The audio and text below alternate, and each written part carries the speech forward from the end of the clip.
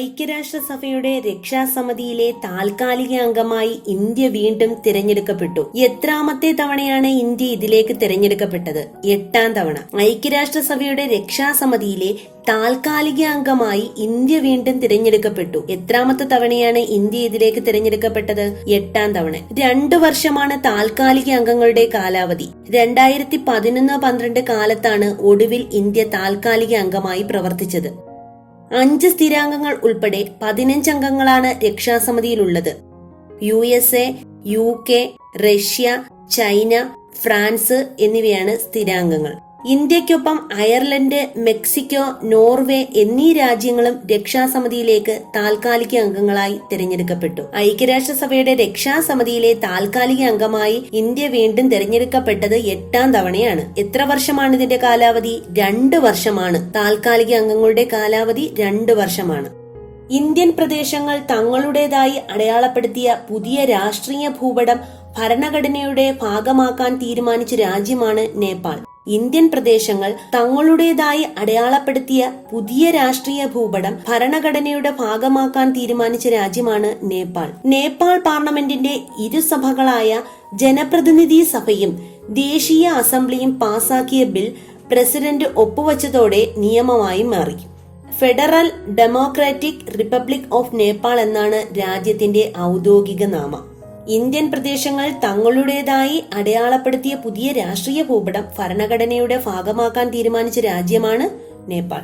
ഭിന്നശേഷി വിദ്യാർത്ഥികൾക്കായി സമഗ്ര ശിക്ഷ കേരളയുടെ ആഭിമുഖ്യത്തിൽ നടത്തുന്ന ഓൺലൈൻ ക്ലാസുകൾ അറിയപ്പെടുന്ന പേരാണ് വൈറ്റ് ബോർഡ്. ഭിന്നശേഷി വിദ്യാർത്ഥികൾക്കായി സമഗ്ര ശിക്ഷ കേരളയുടെ ആഭിമുഖ്യത്തിൽ നടത്തുന്ന ഓൺലൈൻ ക്ലാസുകൾ അറിയപ്പെടുന്ന പേരാണ് വൈറ്റ് ബോർഡ്. ലോകത്തിലെ ഏറ്റവും മുതിർന്ന ഇന്ത്യക്കാരൻ കൂടിയായ ഫസ്റ്റ് ക്ലാസ് ക്രിക്കറ്റ് താരം 100ാം വയസ്സിൽ അന്തരിച്ചു. ഇദ്ദേഹത്തിന്റെ പേരാണ് വസന്ത് റായ്ജി. ലോകത്തിലെ ഏറ്റവും മുതിർന്ന ഇന്ത്യക്കാരൻ കൂടിയായ ഫസ്റ്റ് ക്ലാസ് ക്രിക്കറ്റ് താരം 100ാം വയസ്സിൽ അന്തരിച്ചു. ഇദ്ദേഹത്തിന്റെ പേരാണ് വസന്ത് റായ്ജി. കോവിഡ് വ്യാപനത്തെ തുടർന്നുള്ള സാമ്പത്തിക പ്രതിസന്ധികൾ മൂലം സർക്കാർ വകുപ്പുകൾ, കോർപ്പറേഷനുകൾ, ബോർഡുകൾ തുടങ്ങിയവയുടെ ചെലവ് ചുരുക്കുന്നതിനുള്ള ശുപാർശകൾ നിർദ്ദേശിക്കുന്നതിനായി സംസ്ഥാന സർക്കാർ നിയമിച്ച സമിതിയുടെ അധ്യക്ഷനാണ് പ്രൊഫസർ സുനിൽ മാണി.